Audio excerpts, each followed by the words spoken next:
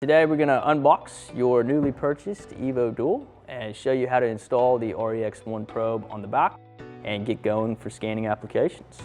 So all of our products will come in a Pelican case just like this. Once you receive it, simply open up the box.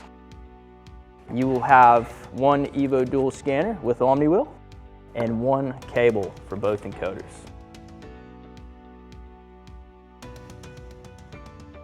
What you're going to need is an Allen key set to remove the housing from your REX1 DLA probe.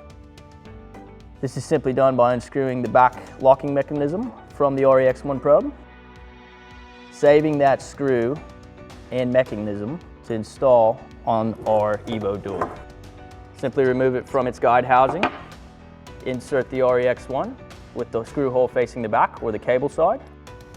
Ensure you keep the nylon separated, or guide, if you will, to the locking mechanism, and then simply insert the screw, ensuring that you leave enough room for a proper locking to ensure that the DLA, or the REX1, sits flush and smooth.